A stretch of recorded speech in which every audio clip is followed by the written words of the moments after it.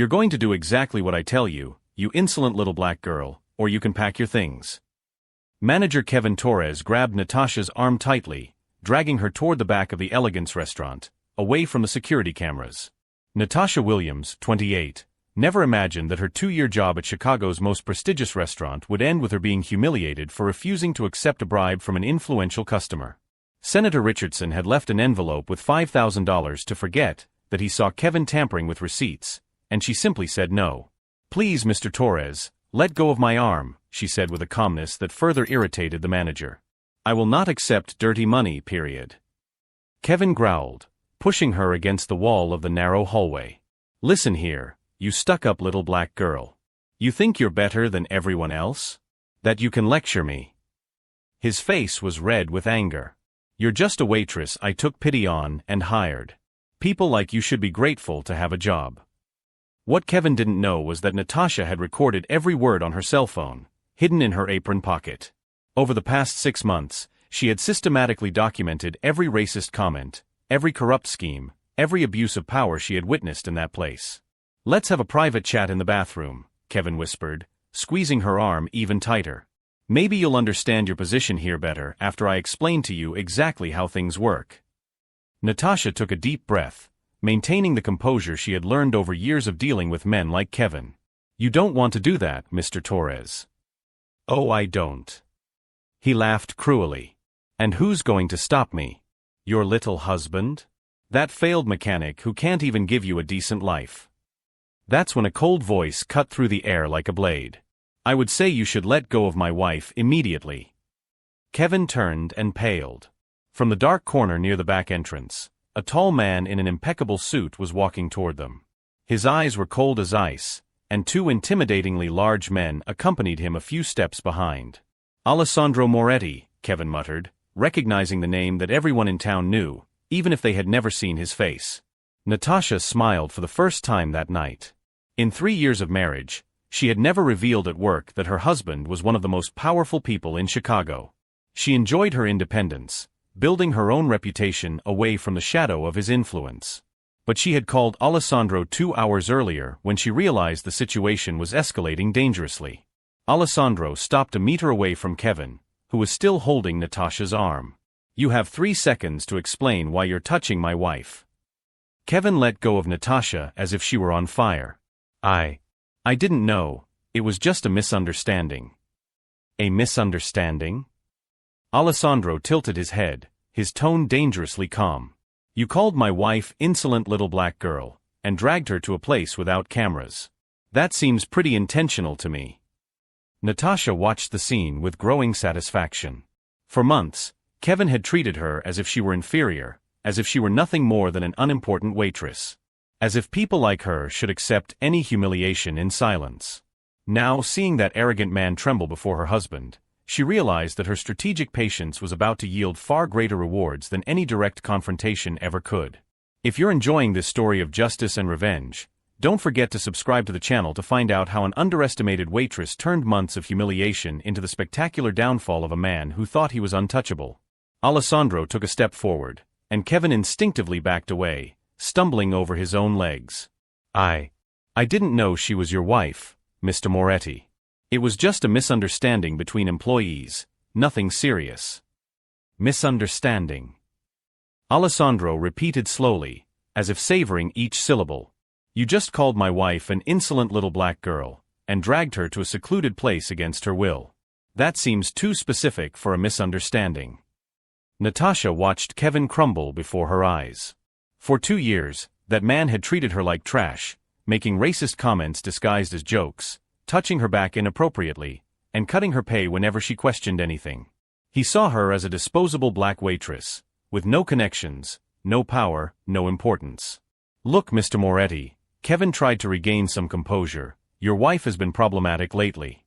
Questioning procedures, refusing to follow simple orders. Orders like accepting bribes." Natasha interrupted, pulling her cell phone from her apron pocket. "Like this recording of you offering me $5,000 to forget about Senator Richardson's fake receipts?" The color drained completely from Kevin's face. You recorded me?" Natasha smiled for the first time that night. "Kevin, over the past 6 months, you've been recorded 43 times, photographed 27 times, and documented in 62 detailed reports that I sent weekly to my husband. For months, while Kevin humiliated her daily, Natasha had methodically built a complete dossier of the restaurant's illegal activities. Every bribed customer, every tampered receipt, every racist comment, every inappropriate touch, all carefully recorded and dated. Did you really think that a black woman with a degree in business administration from Northwestern University, who speaks 4 languages and has a master's degree in hotel management, was working as a waitress because she had no other choice? Natasha tilted her head, her polite tone masking her growing satisfaction. Kevin opened and closed his mouth like a fish out of water. But you never said. I thought. You thought what? That because I'm black, I should accept any humiliation in silence? That because I work as a waitress, I couldn't have an education or connections? Natasha took a step forward. You built an image of me based purely on your prejudice, Kevin. And that was your biggest mistake. Alessandro watched his wife with obvious pride. When she had suggested working undercover to investigate the activities of the restaurant he suspected was being used for money laundering, he had hesitated. But Natasha had insisted. She wanted to prove she could contribute to the family business using her own expertise. During these 2 years, Natasha continued, you didn't just humiliate me. You humiliated Maria in the kitchen, saying that Mexicans are only good for washing dishes. You harassed Jessica, the sommelier, because she should be grateful for the opportunity. And you systematically stole from customers who trusted you. Kevin tried one last desperate gambit. Wait, I can explain all this. We can come to an agreement, Mr. Moretti. I have valuable information about other restaurants, about competitors. Information. Alessandro smiled coldly. Kevin, you're offering information to the man who has known everything that goes on in this city for years. My wife wasn't here to uncover secrets. She was here to document evidence. The difference was crucial, and Kevin was finally beginning to understand the magnitude of his situation. He hadn't been caught red-handed. He had been studied, catalogued, and documented like a laboratory specimen for months. Senator Richardson will be delighted to know that your transactions have been recorded, Natasha continued casually. As will Judge Morrison, Congressman Walsh, and that construction mogul you've been facilitating for over a year. Kevin felt his legs buckle. Each name Natasha mentioned represented not just a lost client, but a powerful person who would now become his enemy when they discovered they had been exposed because of his incompetence. Please, he whispered, the arrogant tone completely gone. I have a family, children. Funny you should mention family, Alessandro said softly. Because that's exactly what you should have remembered before you laid your hands on mine.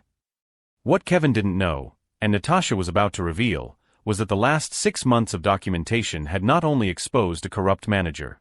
They had mapped out an entire network of corruption connecting politicians, judges, and businessmen in the city, using elegance as the hub for their illicit transactions. Each new humiliation Kevin had imposed only strengthened something within Natasha that he had never been able to see, a quiet determination fueled by the very injustice he tried to normalize, building not only a case against him, but against an entire system that people like Kevin represented and protected. As Kevin begged for mercy, Natasha calmly opened the briefcase she had brought with her, a briefcase he had seen hundreds of times, always assuming it contained only sales reports or customer complaints.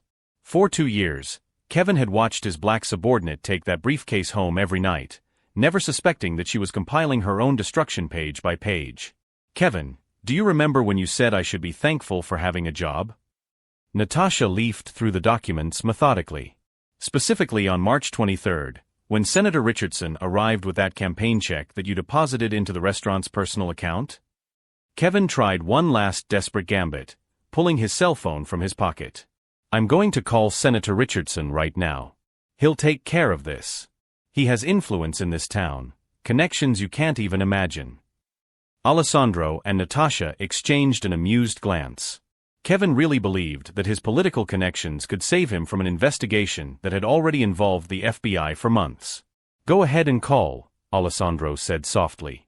But you should know that Senator Richardson is, at this very moment, being arrested at his residence for money laundering and tax evasion. The color drained completely from Kevin's face. That's impossible. Operation Clean Plate, Natasha said casually. turning a page in the folder. 6 months of joint investigation between the FBI, the IRS, and the Chicago police. 12 politicians, 8 judges, 15 businessmen. All connected through the transactions you facilitated here at Elegance. Kevin staggered, leaning against the wall. For months, he had felt untouchable, protected by a network of corrupt politicians he considered his friends. Powerful men who greeted him by name, who gave him generous bribes, who made him feel important. Judge Morrison. Kevin whispered. Arrested 2 hours ago, Alessandro replied. As were Congressman Walsh and that construction businessman you admired so much. Natasha continued leafing through the folder, each page representing months of meticulous work. Photos of suspicious checks, recordings of conversations, transfer records, even handwriting analyses proving Kevin's forgeries. You know what impresses me the most, Kevin? Natasha paused at a specific photo. In this document, you forged Alessandro's own signature. The man standing next to you right now has known your every move for months, and you had the audacity to forge his name. It was then that Kevin realized the true magnitude of his situation. He hadn't just stolen from clients or accepted bribes. He had inadvertently stolen from the most dangerous man in Chicago, documenting every crime while believing he was being clever. Please, Kevin collapsed to his knees. I have young children, an ex-wife who depends on alimony. I can give everything back. I can testify against the others. Testify. Natasha tilted her head. Kevin, you don't understand. We don't need your testimony. We have 2,000 pages of solid evidence. High-definition recordings. Forensic analysis. You're not a source of information, you're the end product. For months, while humiliating Natasha on a daily basis, Kevin had been studied like a laboratory specimen. Every movement analyzed, every crime documented, every connection mapped. He thought he was controlling a submissive black waitress, when in fact he was being manipulated by a federal operation that used him as bait for much bigger fish. Michael, Alessandro called, and an elegant man in a dark suit appeared in the hallway. This is Michael Santos, my advisor. He is also a licensed federal prosecutor and was coordinating the operation with my wife. Kevin looked at Michael, vaguely recognizing his face. You've dined here several times. 43 times in the last 6 months, Michael confirmed, smiling. Always watching, always recording. You served wine to the man who was building your criminal case, Kevin. And you were always very polite. The irony was brutal. For months, Kevin had treated these men with reverence, believing they admired his savvy in business. In fact, they were studying him like a predator studies its prey, waiting for the perfect moment to strike. Natasha documented every transaction, Michael continued, but we needed something more. We needed you to commit a crime in front of Alessandro himself. A crime that couldn't be denied or minimized. Senator Richardson's bribe, Natasha explained. $5,000 offered in front of 3 hidden cameras and 2 federal witnesses. The perfect crime to close your case. Kevin finally understood. The bribe situation had not been a coincidence or an unforeseen opportunity. It had been carefully orchestrated to force him to commit a federal crime in the presence of indisputable witnesses. You gave us exactly what we needed, Alessandro said calmly. A white man in a position of power systematically humiliating a qualified black woman, while simultaneously stealing from clients and facilitating political corruption. The perfect crime with the most despicable motives. Michael opened his own briefcase, revealing a stack of already signed arrest warrants. Kevin Torres, you are under arrest for money laundering, tax evasion, racial discrimination in the workplace, and conspiracy to commit federal fraud. As Michael read his rights, Kevin looked one last time at Natasha. The woman he had treated like trash for 2 years stood there, calm and dignified, watching the fall of the empire of corruption he had helped build. What Kevin would never discover was that his arrest would be only the first domino to fall in an operation that would completely transform the political landscape of Chicago, and that the little black waitress he had so despised was about to become one of the most influential women in the city, not out of revenge, but out of meticulously executed justice. As the handcuffs closed around his wrists, Kevin realized that every humiliation he had imposed had only fueled a quiet determination that now proved more powerful than all his arrogance and prejudice combined, proving that underestimating someone based on prejudice is not only morally wrong, it is strategically suicidal. As Michael cuffed Kevin, A deafening sound of sirens filled the air outside the restaurant. Through the windows, Kevin could see a fleet of FBI cars surrounding the Elegance, federal agents entering the front door with search and seizure warrants. "No," Kevin whispered, reality finally hitting him like a hammer. "You can't do this to me. I cooperated with you, I facilitated the deals." Facilitated. Natasha chuckled softly, a laugh that cut Kevin deeper than any scream. "Kevin, did you really think we were partners? That we shared some kind of criminal complicity?" Alessandro signaled to his men, who immediately began escorting Kevin toward the waiting federal agents. But Natasha raised her hand, asking for one final moment. "Before you walk out of our lives forever, Kevin, I want you to understand exactly what happened here." She opened the briefcase one last time, revealing not only documents, but photographs that made Kevin stagger. The first photo showed Kevin at a nearby bar 2 months ago, bragging to other managers about how he kept the colored employees in line. The second showed him altering credit card receipts. The third captured the exact moment he had placed his hand on Jessica, the sommelier, against her will. 43 restaurants in Chicago, Natasha continued calmly.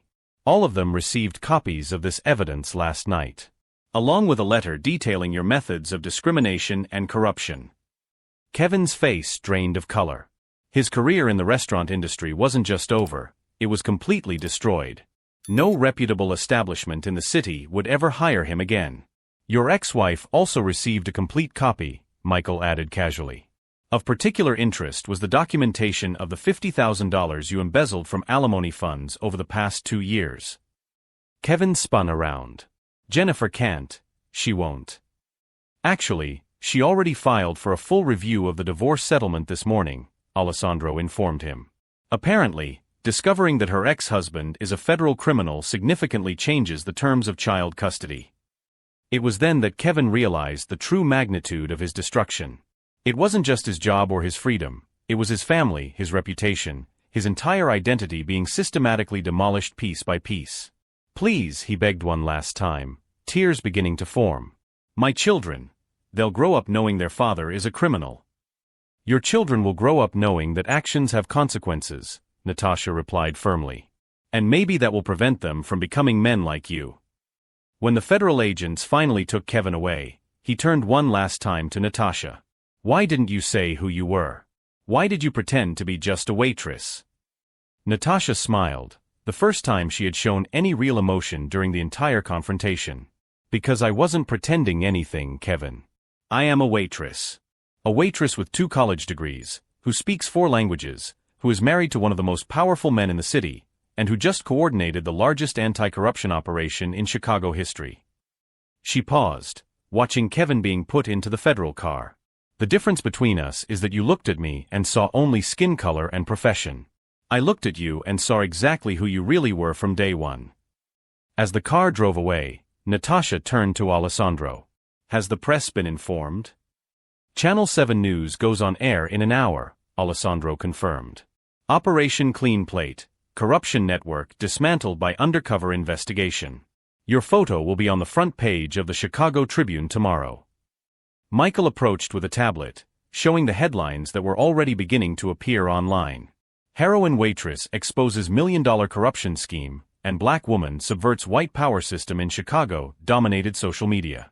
12 politicians, 8 judges, 15 businessmen, Natasha murmured, watching the list of arrests that continued to grow in real time. 2 years of work, 6 months of intensive documentation, and Kevin Torres was the key that opened all the doors. What Kevin would never know was that his arrest was being broadcast live to a classroom at Northwestern University, where Natasha had been invited to speak about undercover investigation and social justice the following week. Law, business, and journalism students watched in reverent silence as a woman who had been systematically underestimated because of her color and profession methodically dismantled an empire of privilege and corruption built on decades of impunity, proving that true intelligence does not manifest itself through shouting or confrontation, but through strategic patience and meticulous documentation that transforms each humiliation suffered into irrefutable evidence for the most satisfying execution of justice possible. 6 months later, Natasha stood on the main stage of the Chicago Convention Center before an audience of over 2,000 people. Mayors, business leaders, social activists, and college students rose to their feet in applause as she received the National Anti-Corruption Award from the governor of Illinois.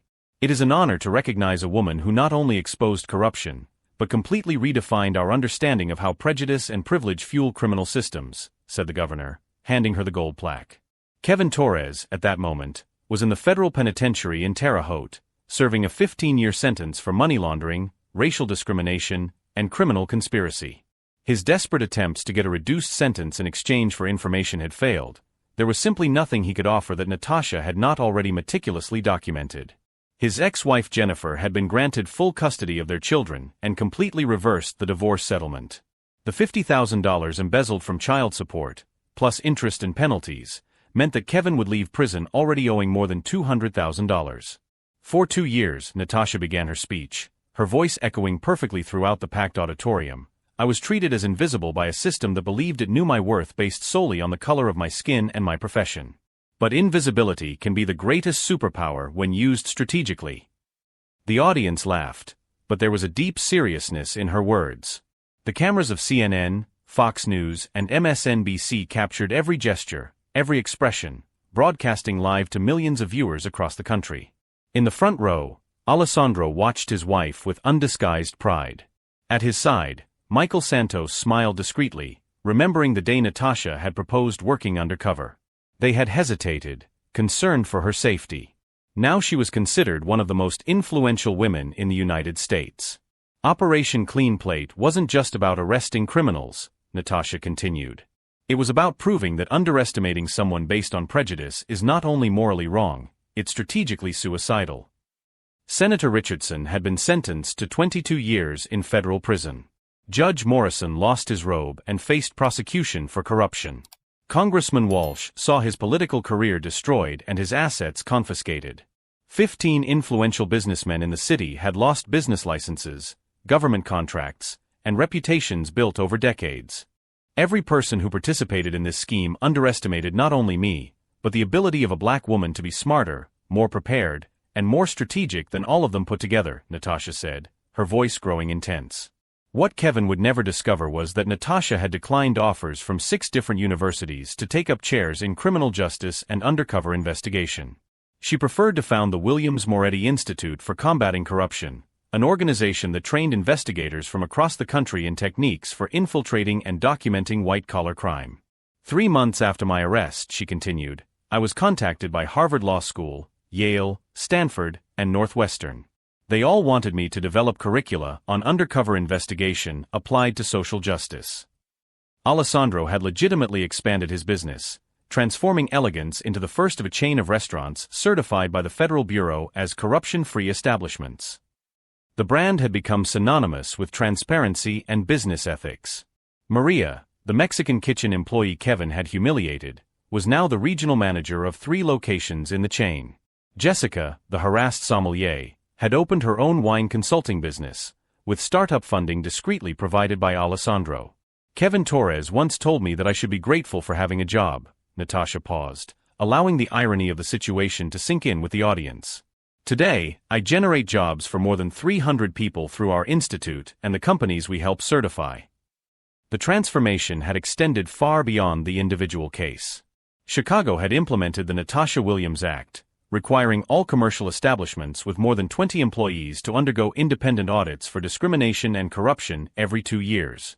During those 2 years waiting tables, she said, her voice thick with controlled emotion, I learned that true strength doesn't come from shouting when we are wronged.